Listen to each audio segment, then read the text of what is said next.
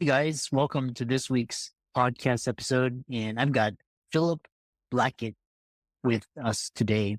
And he's an author. He's written a book about disagree without disrespect.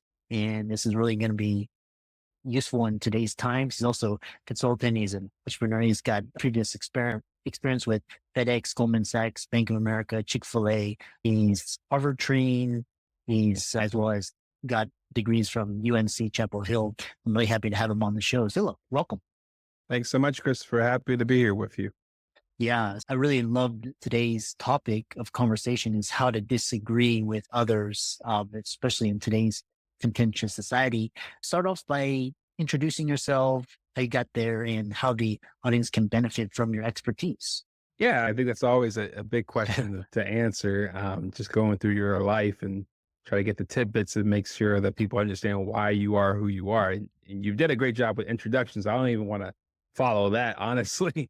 But I'll at least share with you the meat and potatoes as far as why this particular topic, how to disagree without disrespect, can be advantageous for people in today's society. And I think part of it is when you think about your life, the quality of your life, more times than not, how you measure the quality of your life deals with the quality of your relationships. And so when you think about the quality of your relationships, you think about it in terms of who are the type of people that you feel particularly close to, that you feel like you can be vulnerable and open and honest, the good, the bad, and ugly, and you still feel cared for, you still feel supported and loved, whether it's a love interest, a marriage, a best friend, a father, son, mother, daughter, parent, child relationship, a friend, best friend relationship from college, any of those sort of relationships that stood the test of time, you're going beneath the surface on these type of relationships. And what I would also imagine too is that in these same type of relationships, you more than likely have come across people that you don't see eye to eye on everything with. Probably some things that you actually disagree with, either slightly or very much yet and still, you're still involved in that relationship with that person.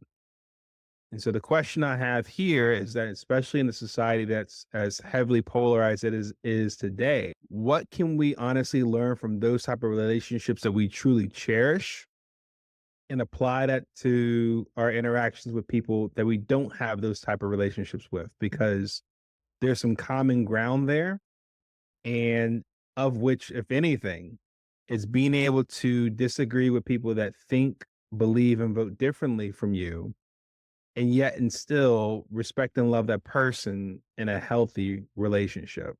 Yeah, I really love that. And especially today's political climate, I mean, you can see what it's boiled down to. It's boiled down to violence, assassination attempt, just, it's almost dangerous to disagree in public. One of the questions I have for you is especially like one thing is you have these individuals, and it goes both ways.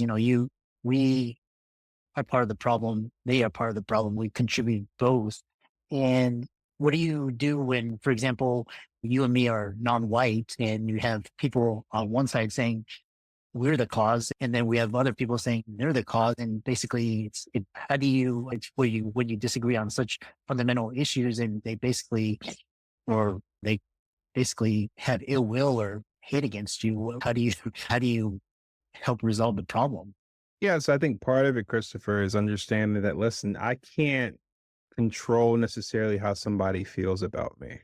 I can provide who I am and my best foot forward, but I can't guarantee somebody's response or reaction to me. So I at least try to do the best I can in any scenario. And if somebody still wants to blame me or hate me or think I'm the cause for an issue, we can continue conversating and discussing it and help you understand that maybe that's not the case.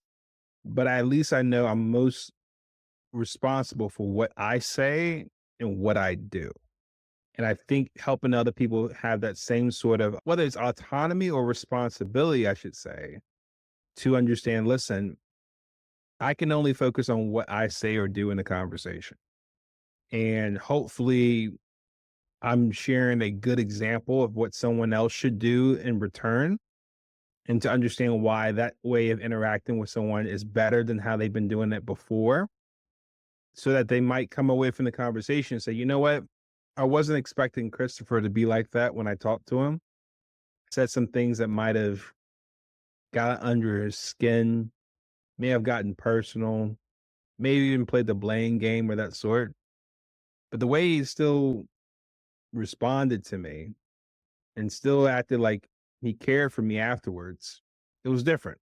And I can respect him at least a little bit more because he didn't have to be that way. I was expecting him to be defensive like I would.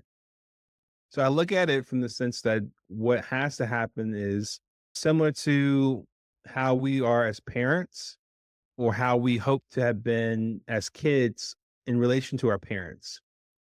We have to teach one another a better way of going about this, because essentially what's happening is we're swimming upstream to a culture that is essentially glorifying disagreement to the point of taking somebody's life. Yeah, it's like basically Biden, he went on TV and was like, yeah, we can resolve our differences at the polls or through activism, not through political violence or harming innocent individuals. So there is a, what role does the media have in this? Because, recently there's been a lot of back, for example, today, I'll just give you a personal example is you have the markets crashing and then you have major news outlets talking about a bear found in the wilderness 10 years ago, just totally irrelevant garbage. And they're basically controlling the narrative. What role is there in this fueling of this contentious environment? How do they play a role? So I think you answered your own question, Christopher, honestly. How I respond is essentially a question. How do you get your news, Christopher, in terms of how you view the world around you? Right. So if you're hearing that the market is crashing, you're watching some sort of news source that's informing you what's going on and you believe them. Right. So once upon a time, when it came to television, we didn't have 300 plus maybe 1,000 channels to watch. Growing up, we might have had maybe 3 or 4 channels. And essentially, those 3 or 4 channels all had news programs in the morning, at lunchtime, in the evening news. And those journalist crews had responsibilities that they knew that what they said on television, people would believe them and people would take action on what they said, whether it was whether or not to bring an umbrella to work that morning or whether or not to attend a particular rally with people that you may or may not like. But there was a sense of trust with those people and those sources and those news programs and news teams. But something changed. It's called competition. When 3 or 4 channels now grows to 50 channels, now you got competition among certain news teams that they didn't have. And now a question is, how do I keep people reading my newspapers? How do I keep people watching my news programs? With the internet, how do I get people like Christopher to click on my website link and read what I have to say? So now you got more places where people can get their news. And maybe they want it a certain way or from a certain slant. But what happens essentially is when you're going from 3 to 4 channels to 50 to 100 to 300 plus to who knows how many now, what you essentially have is an all out war on how can I possibly get people to read what I have to view, what I have to show, or listen to what I put out, podcasts, audio, that sort of thing. And so now you start to get in a slippery slope where people start to say, maybe if I stretch the headline a little bit, because I don't want to be boring here. I don't want to stick strictly just to the facts here. Maybe if I stretch it just a little bit, add some fear to it, add some sensationalism to it, maybe a certain image as a thumbnail to get your attention while you're scrolling. Now, all of a sudden, you slowly but surely get people that are not so much reporting information to inform you. They're just trying to get you to click the link. And they don't care as much as far as what they actually share with you. And the problem with that is that If they put so much emphasis on trying to get you on their site and less about the information they're providing to you, the quality of the information you then consume is not going to be as wholesome as it was before. And what happens oftentimes is that when people are likely wanting to get on shows that quickly disagree or demonize or antagonize one particular people or group or have a common enemy, people tend to go for that. And they start to build an echo chamber around themselves saying, I only want to surround myself with people that have this sort of view. So now, all of a sudden, now we got enemies within our own borders, within our own workplaces, within our own families. That's essentially what's happened. Where I think a lot of where this polarization got to this nasty and this toxic of a level, I absolutely agree and say that our media, as far as our news media, as well as our social media, had a significant role to play here. Yeah, what I love that response. What you were talking about is the battle for attention, which is now a prized asset. And that's like whoever can control your attention. That's something that's a skill. And then the other thing is, I think recently Putin was saying basically United States is in trouble because the media is tainted. And if you control the sources of information, you control almost propaganda. And which leads me to my next question is this role, because you mentioned social media. And what's interesting is like you go to Twitter or you go to Instagram or YouTube, and it's like these algorithms, they know what you stop, how long you consume it, what your reaction is, and they can feed you the same thing over and over. So if you have something like this disinformation, misinformation, they know it triggers you, it can give you more of that, and that's amplifies it. So what role does artificial intelligence play in all of it? And especially we've got AI algorithms, but now we have generative AI as well, deep fakes. How is that going to contribute to the solution or the problem? So I think it accelerates whatever good or bad you're trying to do in the world. It's one of those things where it's like the analogy I often use, Christopher, is okay, if you have a butter knife in your kitchen behind you, let's say, you take that knife in your hand and you can do a number of things with it. One, you can butter your bread in the morning for breakfast. Or two, you can say, use that same knife and kill somebody. The knife is still the same. It hasn't changed its functionality or its appearance. It's just the person that's holding that knife. That's the key variable here. And so I think the same sense with regards to AI is how we ought to look at this as far as, hey, if these social media networks, if their main motive is how do I keep Christopher on my app for 4 hours a day? And I'm learning his behavior and what he's interested in.